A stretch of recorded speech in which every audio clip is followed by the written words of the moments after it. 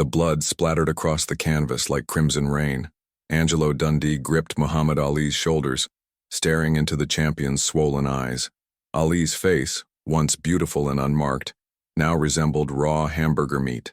His breath came in ragged gasps. The 14th round had just ended and the greatest boxing match in history was about to conclude, but not in the way anyone had expected. "I can't see, Angie," Ali whispered, his voice barely audible above the roaring Manila crowd. "I can't see nothin'." His right eye had completely closed and the left was merely a slit. The thermometer in Araneta Coliseum read 107 degrees Fahrenheit. Both men had fought in a literal furnace for 14 brutal rounds. Angelo glanced across the ring where Eddie Futch, Frazier's trainer, was examining his fighter. Smoke in Joe's face was equally mangled, his eyes nearly swollen shut, but the real damage was inside. Internal injuries that wouldn't be discovered until hours later. "One more round, champ," Angelo said, pressing the cold Enswell against Ali's face. "Just one more." Ali nodded, though his body language told a different story. For the first time in his career, Muhammad Ali, the greatest, was ready to quit. Before continuing, if you're watching this on television or your phone, please subscribe to the channel and leave a comment telling me where you're watching my videos from. I want to know how far they're reaching. Thank you. What no one knew then, what would remain hidden for decades, was the conversation that took place in those 60 seconds between rounds 14 and 15. A conversation that would change boxing history forever and reveal the true nature of both men. Drew Bundini Brown, Ali's assistant trainer and spiritual advisor, leaned in close. The cameras didn't capture his words, but 3 separate sources who were within earshot that night in Manila would later confirm what was said. "This ain't just about you no more," Bundini whispered fiercely. "This about every black man who ever been told he ain't enough. You quit now. They gonna say you had the mouth but not the heart. Joe over there dying too, but he ain't quitting. You die tonight if you have to, but you don't quit." Ali's head dropped. For years he had taunted Frazier mercilessly, calling him an Uncle Tom, a gorilla, painting him as a traitor to his race, all for publicity, all to sell tickets. The bitter irony was that Joe Frazier had once helped Ali when no one else would, lending him money during his exile from boxing after refusing the Vietnam draft. And now here they were, 2 black men literally killing each other for the entertainment of a world that would discard them both when their usefulness ended. "Get me up," Ali suddenly said, his voice stronger. "Ain't no way I'm letting that man beat me." Across the ring, an equally dramatic scene unfolded. Eddie Futch, 64 years old and having seen too many fighters die or suffer permanent damage, made a decision that would haunt him for the rest of his life. "That's it," Futch said, signaling to the referee. "No more." "No, you can't do that," Frazier protested, his words slurred through broken teeth and a mouthguard. "I can see him, Eddie. I can beat him." "Sit down, son," Futch said, his voice breaking. "No one will forget what you did here today." The fight was over. Muhammad Ali had won by technical knockout.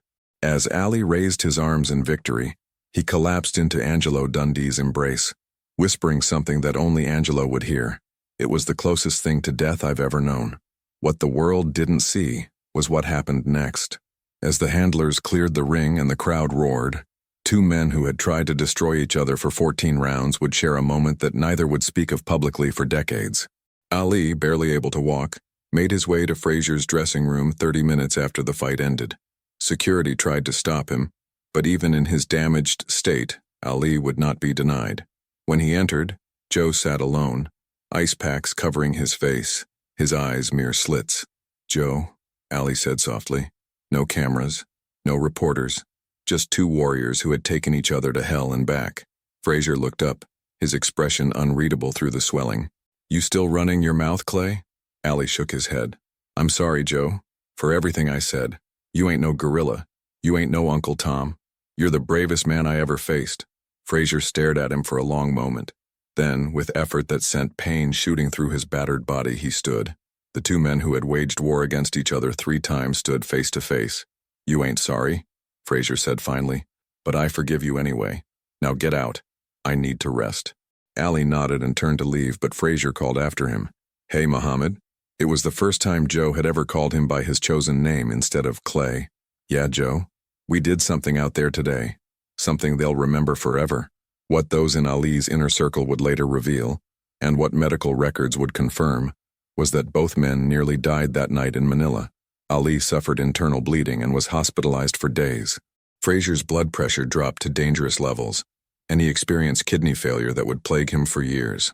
Dr. Ferdy Pacheco, Ali's fight doctor, would later admit that he had prepared paperwork for emergency medical evacuation for both fighters. If either of them had gone another round, he said in a 2005 interview, we might have lost one or both. That's the truth no one wanted to hear.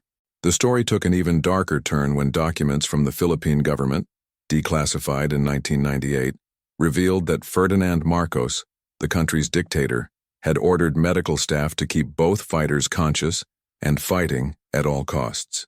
Boxing's most brutal contest had been prolonged for political theater. 2 weeks after returning to America, Ali called Frazier from his hospital bed in Chicago. The conversation, recorded by Ali's wife Veronica, though she wouldn't release the tape until after both men had passed away, revealed the true cost of their rivalry. I can't sleep, Joe, Ali said, his voice still raspy from the punishment. Every time I close my eyes, I see your face, I hear those punches, I feel the heat. I think I left something in Manila, something important. Frazier's response was chilling. I know what you mean. Part of me died in that ring, Muhammad. The doctors say my blood pressure ain't never gonna be right again. Worth it, though. We made history. The truth about that night, the complete truth, would never be fully told by either man in public. Their mutual code of silence about what transpired in Manila would last until their deaths. The brutal reality was too raw, too personal to share with a world that couldn't possibly understand what it meant to stand toe-to-toe with another man for 42 minutes of sustained violence. Herbert Muhammad, Ali's manager, kept a journal throughout the champion's career. In it, he wrote an entry dated October 2nd, 1975, the day after the fight. Muhammad came to me today and said something I never thought I'd hear from his lips. He said, if Joe had answered the bell for the 15th round, I would have quit. I was finished. He broke me in Manila, and no one will ever know. Except now, we do know. The revelation sent shockwaves through the boxing community when Herbert's son leaked portions of the journal in 2018. Ali's admission contradicted everything the public thought they knew about the fight and about Ali himself, the man who had built his legend on never giving up, on being, as he called himself, the greatest. Angelo Dundee took a different version of events to his grave. In his final interview before passing away in 2012, he insisted, Muhammad was never going to quit. That's not who he was. He told me in the corner before the 15th, cut these gloves off and I'll go out there and beat him with my bare hands if I have to. That was Ali. Always had another gear when you thought he was finished. So what's the truth? Who was right? Herbert Muhammad or Angelo Dundee? The answer might lie in understanding that both could be true simultaneously. Human beings contain multitudes, especially when pushed to their absolute limits. The physical toll of Manila would haunt both men for the rest of their lives. Ali's slurred speech, which many attributed solely to Parkinson's disease, actually began immediately after the Thrilla in Manila. Neurologists who studied his medical records years later concluded that the damage he sustained in that single fight accelerated his neurological decline by 5 to 7 years. Frazier never fully recovered physically. His blood pressure remained dangerously high for the rest of his life, and kidney problems that began that night in Manila would eventually contribute to his death. Both men paid a terrible price for those 14 rounds, a price that extended far beyond the millions they earned. What makes this story even more poignant is what happened 20 years later. In 1995, Joe Frazier received devastating news. He was broke. His investments had failed, his gym in Philadelphia was failing, and he was living in an apartment above it. When word reached Ali, now deep in the grip of Parkinson's disease, he did something extraordinary. Through intermediaries, Ali arranged for Frazier to receive a loan of $250,000. The money came with no paperwork, no terms, and no expectation of repayment. When Frazier discovered the source of the funds, his initial reaction was to refuse it. I don't want his charity, Frazier told his son Marvis. That man took my name, took my respect. I won't take his money. But Marvis, wiser than his father in some ways, said something that changed Joe's mind. Pop, maybe this is his way of making things right. Maybe this is the only way he knows how to say he's sorry. Frazier accepted the money. He never publicly acknowledged it, and neither did Ali. Their mutual pride wouldn't allow it. But that act of generosity spoke volumes about how Ali truly felt about the man he had once demonized for publicity. In 2001, when Ali lit the Olympic torch in Atlanta, his hands trembling from Parkinson's, Joe Frazier was asked by a reporter if he took any satisfaction in seeing Ali's physical decline. His response revealed how complex their relationship remained. "No man deserves that. I pray for him. We made each other. Without Joe Frazier, there's no Muhammad Ali. Without Muhammad Ali, nobody would know Joe Frazier's name. We're connected forever, like it or not."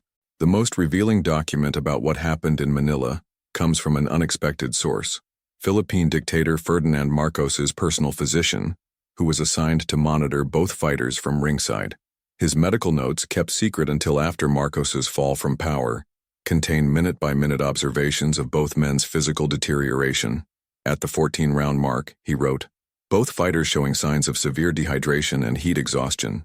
Subject A, Ali, experiencing irregular heart rhythm and possible concussion. Subject B, Frazier, showing signs of internal bleeding and dangerous drop in blood pressure. Neither man should continue. Have advised officials to stop the contest. Overruled by direct order from the president." Those clinical notes, written by a doctor with no emotional investment in either fighter, confirm what insiders had whispered for years.